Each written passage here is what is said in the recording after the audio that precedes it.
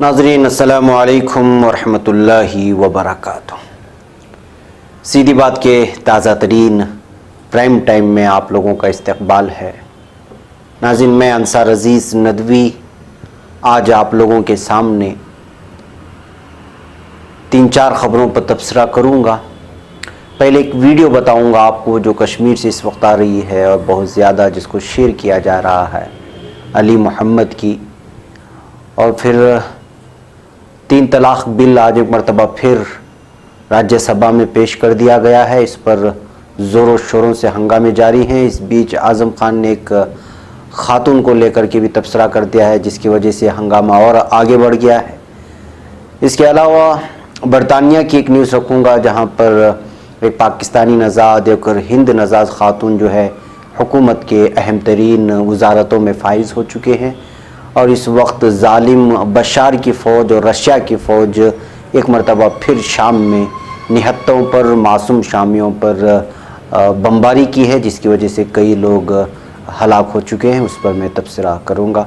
उससे पहले आपको इत्तला कर दूँ कि आज की रंग बिरंगी दुनिया का ताज़ा वीडियो भी शाये हो चुका है, उसको जाएँ देखें और साथ ही जो है हमारे इस वीडियोज़ को दूसरों तक पहुँचाने में हमारी मदद करें। नाज़रीन, मैं पहली ख़बर आप लोगों को बताता हूँ। पहली आज देख लीजिए, ये वीडियो है, ये कश्मीर से आई हुई है। कल मैंने प्राइम टाइम में उन 6 अफराद के सिलसिले में तफसीलात आप लोगों के सामने रखी थी जो बिला वजह बग़ैर कोई जुर्म किए 23 साल तक जो है जेल की सलाखों के पीछे काटा। और ये सारी ख़बरें आज दूसरे अखबारात में भी छपी हैं। इस बीच आज ये वीडियो निकल करके आज सोशल मीडिया पे शेयर हो रही है। ये उन्हीं 6 अफराद में से एक हैं अली मोहम्मद साहब। जब इनको जो है कल बाइज़्ज़त बरी कर दिया गया तो जो है ये सीधे अपने वालिदैन के ख़बरों पर आए और उनके ख़बरों से लिपट कर रोने लगे, क्योंकि वो इनकी जब वो जेल में थे उसी वक्त इनके वालिदैन का इंतकाल हो गया था। और फिर जो है इस वीडियो को जब वायरल होने के बाद बहुत सारे लोग अपने अपने एहसासात और जज्बात का इजहार कर रहे हैं कि किस तरह 23 साल एक बेकसूर आदमी बग़ैर किसी जुर्म के जो है जेल की सलाखों के पीछे जो है चला जाता है और फिर जो है उसकी पूरी दुनिया लुट जाती है और इनका कोई पुरसाने हाल नहीं होता। इस तरह के तबसरों से जो है इस वक्त ट्विटर और सोशल मीडिया भरा हुआ है और ये वीडियो लोगों के जज्बात को जो है झंझोड़ रहा है और महसूस करा रहा है कि किस तरह जो गलत फहमियों की वजह से या झूठे इल्ज़ामात की वजह से एक इंसान की पूरी ज़िंदगी बर्बाद हो जाती है, यहाँ तक कि वो वालिदैन के मौत पर भी, उनके जनाजे पर भी जो है नहीं जा सकता। एक दिल दहला देने वाली वीडियो थी नाज़रीन जो वायरल हो रही थी। ज़रूरी समझा कि इसको आप लोगों के सामने भी रखूँ और वो नज़ारा दिखाऊँ ताकि आप लोग भी इन लोगों के जो है दर्द को महसूस कर सकें। नाज़रीन, दूसरे आज की अहम तरीन ख़बर जो है वो तलाक़ सलासा बिल है। एक मरतबा फिर जो है तलाक़ सलासा बिल को आज लोकसभा में पेश कर दिया गया है। यानी कि एक तरफ इल्ज़ाम लग रहा है कि बीजेपी ने 3 तलाक़ के जो बिल है वो इसलिए पेश कर दिया है ताकि ट्रंप ने जो बयान दिया है मोदी को लेकर के उस खबर को दबाया जा सके। लेकिन इस बीच जो है असदुद्दीन ओवैसी ये IM कि जो है रुकने पार्लियामेंट असदुद्दीन ओवैसी ने तलाक़ सलासा बिल की शदीद मुखालिफत करते हुए कहा कि यह ऐसा बिल है जिसकी वो हमेशा मुखालिफत करते रहेंगे। उन्होंने कहा कि ये बिल न सिर्फ हिंदुस्तानी आइन के ख़िलाफ़ है बल्कि मुस्लिम ख़वातीन की बर्बादी का सबब बनने वाला भी है। उन्होंने इस बिल में कई खामियां शुमार कराएँ। इसके अलावा आज़म खान ने इस दरमियान में जो है एक बयान दे दिया, सख्त एतराज़ ज़ाहिर किया।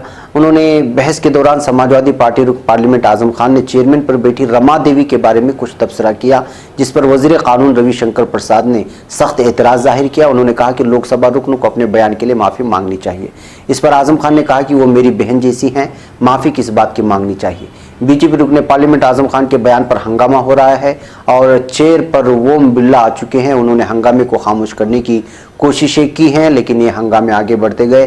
दरअसल आज़म खान ने कहा था कि जो है आप इतनी अच्छी हैं कि आप पर ही नज़रें मरकूज़ करने का दिल करता है। इस तरह का तबसरा उन्होंने निजी तौर पर किया था, जिसकी वजह से जो है वो हंगामे हुए। इसके अलावा तृणमूल कांग्रेस ने भी तलाक़ सलासा बिल स्टैंडिंग कमेटी के पास भेजने का मुतालबा किया है।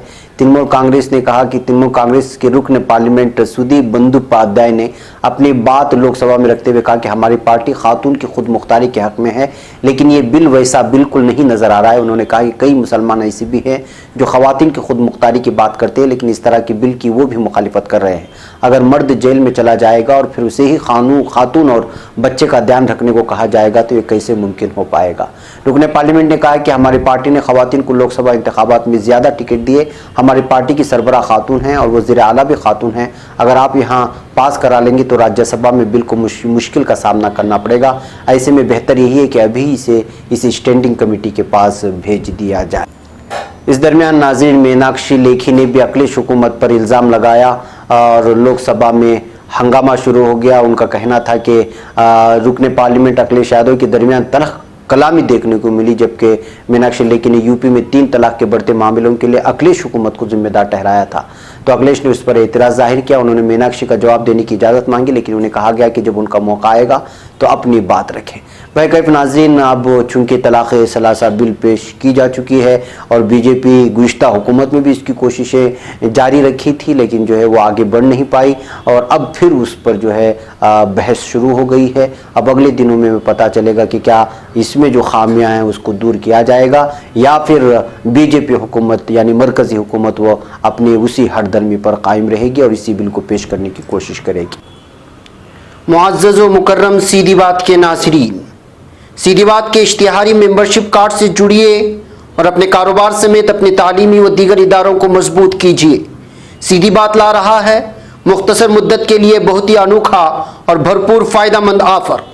हमारी इस इश्तिहारी मेंबरशिप से जुड़िए और अपनी तिजारत को फ़रोग़ देने के साथ साथ इदारे सीधी बात को मजबूत कीजिए।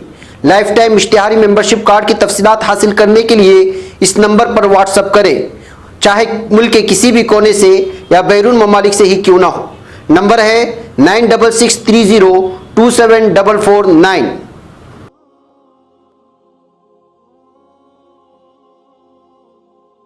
बहरकैफ नाज़रीन, आज की दूसरी खबर की जानिब बढ़ते हैं। नाज़रीन, आप लोगों को मालूम है कि इस बार मुख्तलिफ़ किस्म के कवानीन जो है बीजेपी पास कराने की कोशिश कर रही है और उसमें से कल जो एक कानून पास हुआ है वो है RTI। ये बहुत ही एक शहरी को उसको हक दिलाने का एक कानून था, लेकिन इसमें तरमीम कर दिया गया है और इसमें मुख्तलिफ़ किस्म की चीज़ों को हज़्फ़ करके और मुख्तलिफ़ चीज़ों को ऐड किया गया है इस कानून में और ये बिल भी पास हो चुकी है। RTI असल में है क्या? RTI है राइट टू इंफॉर्मेशन, इसका फुल फॉर्म है, यानी कि हर हिंदुस्तानी को, हर हिंदुस्तानी बाशिंदे को हिंदुस्तान में क्या हो रहा है, किसी भी कंपनी के सिलसिले में, किसी भी चीज़ के बारे में उसको मालूमात हासिल करने का हक़ कानून ने दिया है। ये एक दरख्वास्त होती है, दरख्वास्त RTI का एक मखसूस शोबा होता है, उस शोबे के तहत आप दरख्वास्त पेश करेंगे तो RTI के दो दफ्तर जो शोबा है इससे वाबस्ता, उस शोबे को ज़रूरी है कि 40 दिन के अंदर आप जिस शख्सियत के बारे में या जिस कंपनी के बारे में या जिस महकमे के बारे में आपने इत्तलाआत पूछी हैं उन इत्तलाआत को 40 दिनों के अंदर आपको मुहैया कराएं। अगर वो मुहैया नहीं कराते हैं और आपकी दरख्वास्त को जो है कलादम या फिर उस पर कोई चीज़ की जो है कार्रवाई नहीं होती तो फिर आप पर हक़ है कि आप अदालत का दरवाज़ा खटखटाएं। RTI शोबे के ख़िलाफ़ कि जो है हमने इनसे मालूमात पूछी थी लेकिन इन लोगों ने मालूमात नहीं दी और RTI के लिए अलग ही अदालत भी मखसूस है। ये चीज़ शायद हम लोगों को पता नहीं है, हर चीज़ की जो है लेकिन कल इस बिल में जो बिल पेश की गई उसमें कई सारी तरमीम के साथ, जिसको कल मैंने डेली वीडियो न्यूज़ में भी सोनिया गांधी ने जो बयान दिया था कि जो है हिंदुस्तानियों के साथ धोखा किया गया है, लोगों के साथ धोखा किया गया है RTI कानून में तरमीम करके, इसलिए जो है इस कानून और इस बिल के ख़िलाफ़ भी बहुत ज़्यादा इस वक्त बातें हो रही हैं। शायद दूसरे हंगामों में हमारे हिंदुस्तानियों को इस कानून के RTI कानून की मजबूती और उसके बारे में शायद पता नहीं चला हो, लेकिन हकीकत में जो कल RTI बिल पेश किया गया उसमें तरमीम की जो चीज़ें पेश की गई है उसमें हिंदुस्तानियों का बहुत बड़ा हक़ मारा गया है। बल्कि मैं अगर यूँ कहूँ कि जो है इस वक्त कवानीन में मुख्तलिफ़ किस्म की तरमीम करके मुल्क एक डिक्टेटरशिप की जानिब बढ़ रहा है तो उसमें जो है कोई जो है गलती नहीं होगी। इस वजह से अब अन्ना हज़ारे भी इस कानून की तरमीम के बाद नाराज़ नज़र आ रहे हैं। लोकसभा के ज़रिए RTI कानून में तरमीम मंजूर करने की एक दिन बाद समाजी कारकुन अन्ना हज़ारे ने मरकज़ी हुकूमत पर इस कदम के ज़रिए हिंदुस्तानी शहरियों से धोखा करने का इल्ज़ाम लगाया है।